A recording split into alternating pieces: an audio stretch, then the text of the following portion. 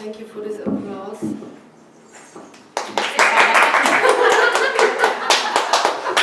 Is it loud enough or is it straight? Yeah, okay. Thank you. I'm sorry. No, I'm happy that there are a lot of matriarchal pictures before my presentation, because I am turning now back to patriarchy. I'm bringing you back to earth. So, what is my topic? My topic is the family, one of the most important projects of patriarchy. Patriarchal family, okay, patriarchal family, but there is still hope, because also within patriarchal family we find matriarchal traces. So I'm a researcher in social sciences, in political science, in family science and demography, and I want to speak about family as really the private is politics, like it was started in the first, second women movement. Okay. What I refer to is first, especially the family in German-speaking area where I come from. I come from Austria, and I refer also to the German situation, but in generally, let's say, the European situation where we don't have matriarchy, as you know perhaps. This is the order of my presentation. I will speak about the family in patriarchy, how it looks like, why it is like it is, why, this is my thesis, then family does not work, and at the end, doing matriarchy. You know, show the doing gender story, so let's do matriarchy. My main thesis is family perceived as central and primary place of society is not the patriarchal one, but the matriarchal one. And I show you now what I mean. What is family? I mean, the definitions are different. In social sciences, usually family sciences, there is no really unique, there is not one definition for family. But the problem is that the media and politics and what we know, publication and so on, refer always to the same picture, to the ideal of the nuclear family. And this is also used by the politics, and we will see afterwards how politics works, funding and based on this picture. And historically, we have to say that, in fact, it's the marriage, which is the main point where we are circling around, or the marriage, which is deriving from the Roman form of marriage, to be sure that the sexual life of women is controlled first, and that the patronage, how do you say this, that the heritage is sure to be for the children of this marriage. And this is in fact has stayed as the central idea, even if forms of family have broadened, and we know that there are now patchwork families or living apart together families and so on, but this has always stayed the nuclear point. So, and in German we say it's the Zelle des Staates, it's the main cell of the state. It's the basic, it's the, let's say, the metaphor for a state. You know? A state can only work when we have a small nuclear families around. And the second point I want to refer to is the problem with the institutionalized feminism has with motherhood. First, we have an own ministry for women in Austria, for example, and we have a ministry for family affairs. So women in China are divided between women and mothers. The women's story is giving women rights, giving them autonomy, and the motherhood, the mother question is on the conservative side, how we can use, how we can help mothers to reconcile. And so this has got a problem with this institutionalized, politically institutionalized feminism, but also within university. So within university and within the women movement. The women movement do have a problem with motherhood. In fact, they follow still the saying of Simone de Beauvoir, who says the mother trap. You know, if you get a mother, you have all the prejudice, all the problems which arise from that. Cannot work, cannot do anything, you know.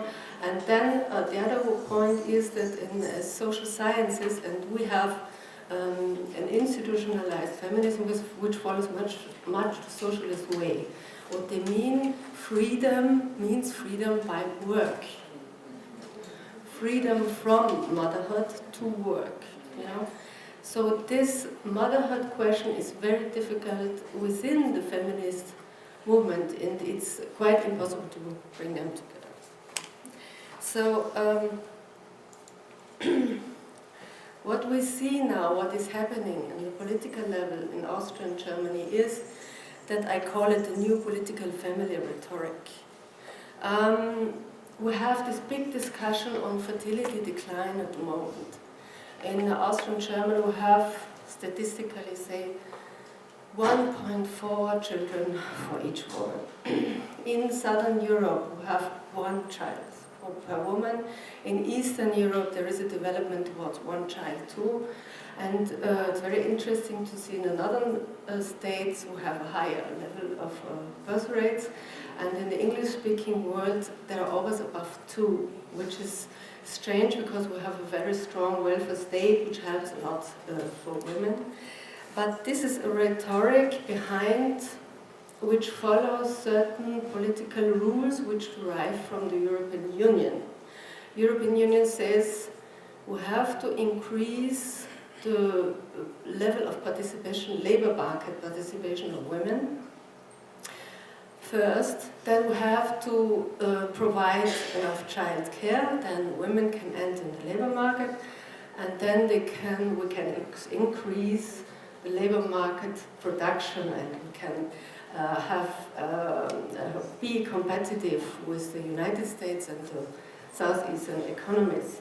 So what is behind is a production of what they want naturally is 2.1, they say this. This is a definition by statisticians and demographers. They say replacement niveau has to be 2.1 so that society stays stable and that we can have retirement pensions and so on, but also increase our economy. This is not, they have not in mind naturally the well-being of mothers, the well-being of women, well-being of children. So another point is the key word of the reconciliation of work and family. I don't know if this happens in Canada too, but the goal naturally are women first, and secondly men. Usually they are left out because everybody supposes them to be full-time in the labor market. And so women have always to keep to this balance between children and labor market, and how we can help them. They provide childcare, they provide transfers, financial transfers, things like that. And another keyword we have is the choice. It has not to do with abortion, freedom of choice, but that women can choose between the labor market and staying at home with their children. This is a keyword from the conservatives especially. And now what is in fact happening is that we have 2 contradictory systems. We have a logic of the market, which has to do with cost-profit calculation, and on the other hand we have a system of emotion, empathy, being there, the family story. So what they try to do by reconciliation is bringing together 2 systems which do not belong together, which do not go together. You know, they're just contradictory. And what in fact is that the logic of the labor market means that the needs of women and children have to be at second place, you know. So they are subjected by the labor market, not the other way around. We're not following the needs of the women and children, but we're following the needs of the market. This is, let's say, a basic problem of the story. But nevertheless, they follow this way, you know. And I have done a lot of studies on family policy in Austria, and I have seen it's always reproducing of the same. The thinking, what I find is, it's, how to say it, it's forbidden to think in another way. It's a known way, it's like, how to say that, you need to think like that. It's not allowed to think differently. It's not allowed to say loud, there is something wrong with the labor market. If you really criticize the labor market, you are away immediately from especially scientific discussions. You have always to, there is no paradigm shift, there is always this following of this paradigm, and family policy is always following this way, going around, reproducing itself all the time. So, and what are the solutions which we have in this system? Motherhood has to stay first. Either she's a housewife, which means breadwinner. There is always implied to be a breadwinner aside, otherwise she can't live. Or what is very common in Austria and Germany, the part-time work, which means it's not enough for a living, and she needs again the breadwinner side. Or the triple burden, we have this saying of career women. You know, these women who go around with laptop on the one hand and the child on the other hand, and springing around and managing everything all the day long. But we know that this triple burden is very, very hard for women, because we know from many studies that there is a shift from the woman in the labor market, but there is no shift from men to the reproductive area, to the household. So she always stays responsible. So I always say, used to say, a mother has the choice between pest and cholera. So there is no chance for her. Within the system, mothers do not have any chance. So I want to, these are selective presentations from studies I have selected, and I am in the field, I know I have selected them, how patriarchal family, how they fail first. It does not work anymore, this pater familias principle. So there is now a legal right for women to have the same rights like men, but what has stayed and what was replaced now, the paterfamilias system was replaced by this myth of partnership. This myth of lifelong love. And this is what women, especially young women, all believe. And it keeps their energy very bound, you know. When you get older, perhaps you realize that it's not true, or it's the other way around, that perhaps 10% have lifelong love, but they are the exceptions. But what media and politics make you suggest and make you feel is that this is your personal failure. And that's why we have a large market of psychotherapy.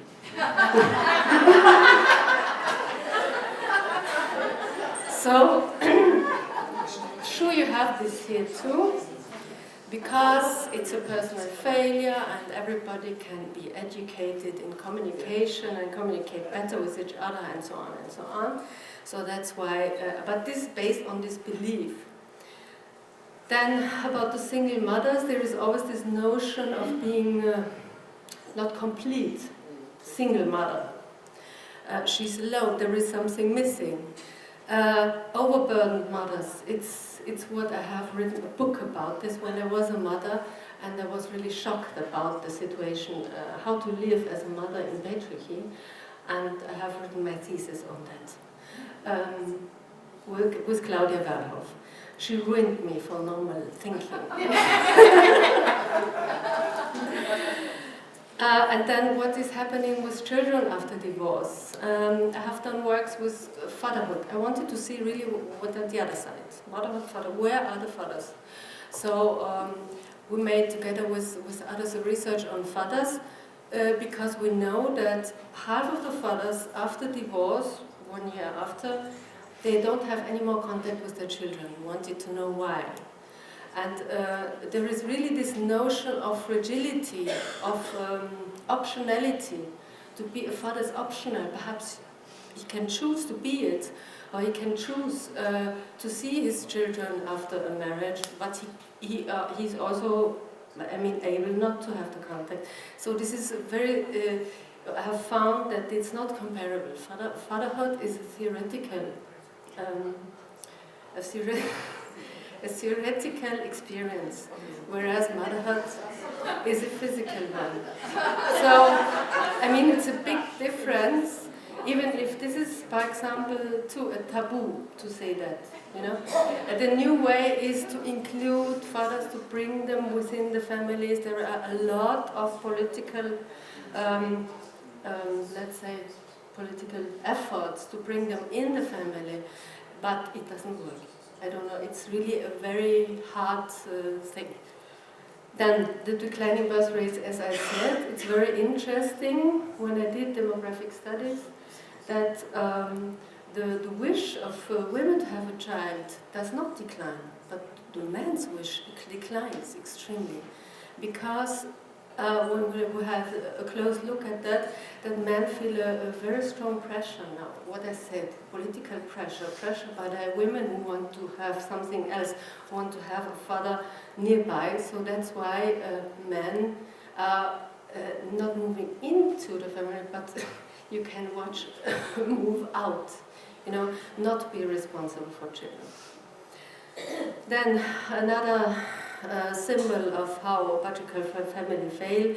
We all know that sexual abuse by fathers, grandfathers, and what Paula said in the morning, this killing of partners and so on. We still have this, as if we're really in patriarchal times.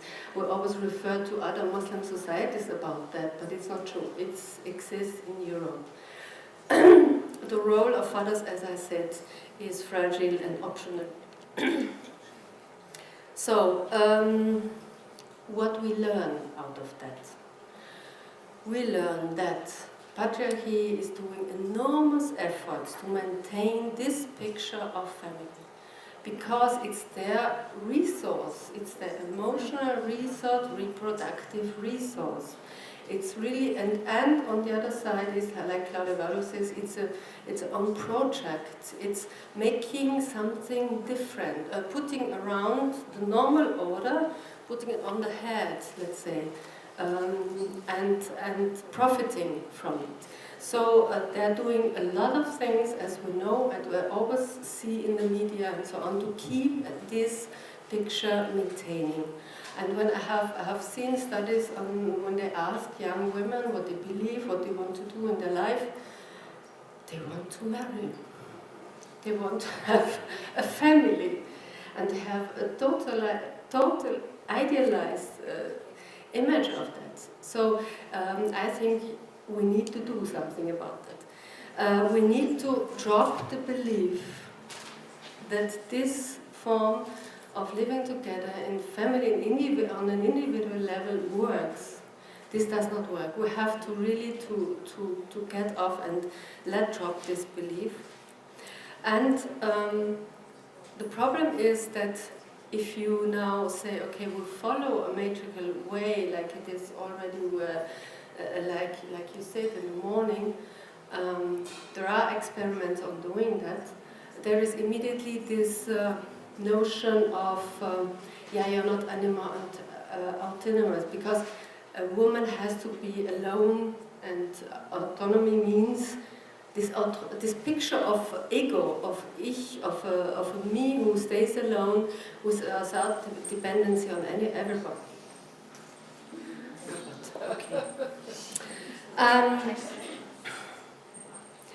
And what is a very important point is that we have to think that it must be distinguished between kinship and partnership. It has very bad consequences if we mix that, because then it happens that children are losing their fathers and so on. If you connect this partnership, kinship here, where you are connected to, and the partnership, which should be, in fact, separate. So I bring you some examples how in patriarchy you have still traces from that. I always say there is a logic of maternity which cannot be even broken by patriarchy, because women, and there are a lot of studies on that, daughters stick with their mothers. Stick very much with their mothers. If partnership fails, the first resource is the mother, the sister, or the social network around other mothers, and so on. So we also had this in Germany and Austria. We had this tradition of the Oheim, which is really the uncle, the mother, the brother of the mother, who was responsible for the children, even perhaps more than the husband. And what we still have, this emotional support from the mother side.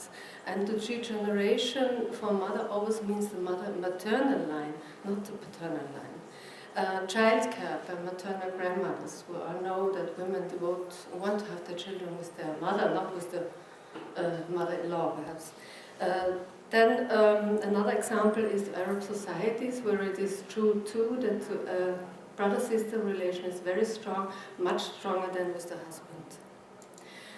So, coming to my conclusion, we have to do something, because these enormous efforts which are taken to maintain the nuclear family we have to have a real conscience about that. Generally, we use a wrong patriarchal conception of family, as well in the scientific theory, as in politics, as in everyday life.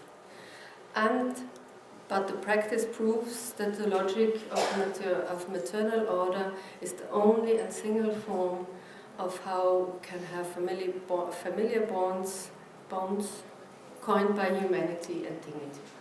Okay, thank you.